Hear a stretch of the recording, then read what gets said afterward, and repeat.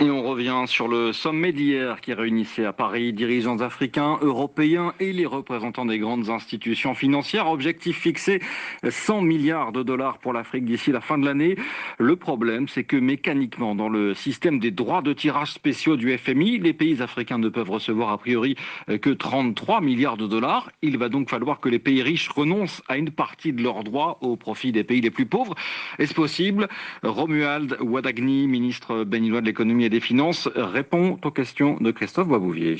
Romuald Wadagni, bonjour. Bonjour. Les participants au sommet de Paris ont exprimé le souhait que le Fonds monétaire international débloque quelques 100 milliards de dollars pour l'Afrique sous forme de droits de tirage spéciaux, mais est-ce que ce n'est pas un vœu pieux? Non, pour nous, il ne s'agit pas d'un vœu pieux parce qu'en réalité, cette proposition d'avoir des ressources nouvelles est celle que le Bénin, par la voix du président Patrice Talon, a défendue dès avril 2020 lorsqu'il a envoyé une note à l'ensemble des dirigeants du G20 ainsi qu'aux dirigeants des institutions internationales telles que le FMI, proposant 3 solutions dont la première étant l'utilisation des DTS pour fournir des ressources nouvelles à nos pays. Je rappelle également que le Fonds monétaire estime que les besoins d'urgence pour l'Afrique d'ici 2025 s'élèvent à quelques 285 milliards de dollars. Donc, espérer 100 milliards sur un besoin de 285 n'est pas un vœu pieux, puisque nous savons très bien que le montant prévu à être débloqué au titre des DTS aujourd'hui est de l'ordre de 650 milliards. Oui, mais il faut tout de même que les pays riches qui ont ces droits de tirage spéciaux en priorité renoncent à leur quote-part et acceptent de les réallouer à des pays africains, par exemple. Mais c'est là tout l'intérêt de la solidarité mondiale. Vous savez, la solidarité internationale se manifeste aujourd'hui par la capacité de certains pays de pouvoir donner leur quota de DTS à d'autres pays. Oui, mais ce n'est pas gagné, monsieur le ministre. La France a dit oui, mais les États-Unis n'ont pas encore dit oui, loin de là.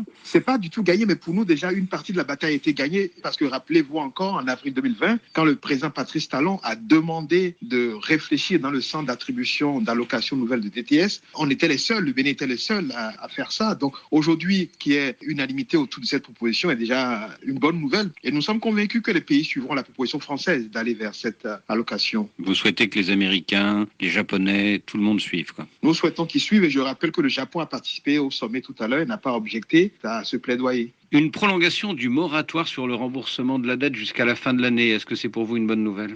Nous sommes fidèles à notre position, et je me réjouis que la déclaration finale que vous avez certainement reçue ne parle ni d'annulation de dette ni de moratoire. Nous considérons que les questions de dette pour des pays qui ont des situations particulières doivent se traiter au cas par cas, mais s'agissant de solutions pour l'Afrique en général, il y a des solutions que nous considérons qu'il faut privilégier, c'est celle de l'allocation de DTS. Donc pour le Bénin, un moratoire sur le remboursement de la dette, ce n'est pas une priorité, c'est ça? Non, pour le Bénin, le moratoire de la dette n'est pas une priorité, non. Et pourquoi? Parce que vous souhaitez pouvoir être toujours crédible aux yeux des institutions financières qui peuvent prêter de l'argent? Notre logique a été toujours de dire que quand on a durement acquis une crédibilité sur la place des marchés, en période de crise, le premier réflexe, c'est de s'assurer d'avoir les capacités d'honorer ses engagements. Et donc, toutes les solutions qui permettent au pays d'avoir des ressources nouvelles pour honorer les engagements doivent être privilégiées. C'est pour ça que nous nous réjouissons donc de l'initiative d'émission de DTS. Cela dit, il y a des pays qui ont des situations particulières et qui nécessitent de s'asseoir avec les prêteurs, les bailleurs, pour renégocier, rééchelonner les dettes. Et ces situations peuvent exister et nul ne saurait s'opposer à ces situations. Mais par principe, s'il est possible de trouver des solutions pour avoir de la trésorerie nouvelle et être en mesure de toujours honorer ses engagements, il est préférable de partir dans cette direction, parce que c'est la direction qui permet de préserver la signature, la crédibilité et la capacité à retourner sur le marché. C'était hier sur RFI, le ministre français de l'économie, Bruno Le Maire, a eu cette phrase: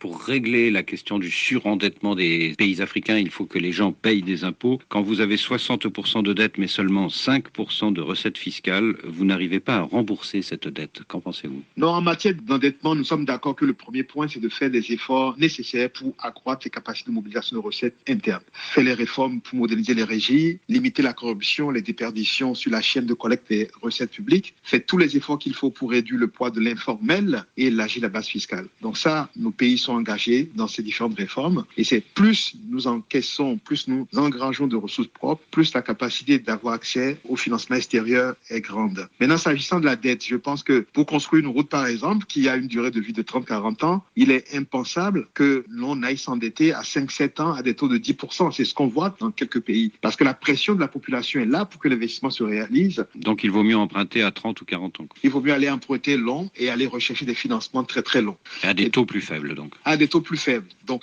vous avez beau avoir un investissement qui est nécessaire pour la population, si vous financez mal cet investissement, mais vous aurez une dette de mauvaise qualité et qui pourrait poser des problèmes de soutenabilité. Le deuxième élément qui est fondamental, c'est que j'arrive à mobiliser des ressources avec une cohérence entre la durée de l'investissement et du projet, mais j'ai une mauvaise gouvernance dans l'exécution du projet. Et donc, ça veut dire qu'il faut également continuer les efforts pour plus de transparence dans les procédures de passation de marché et dans toute la gouvernance qui entoure l'exécution des projets financés par les ressources. Il ne faut pas que le projet coûte 2 fois plus cher que prévu, quoi. Absolument. Monsieur le ministre, merci. Romuald Wadagni, interrogé par Christophe Boisbouvier.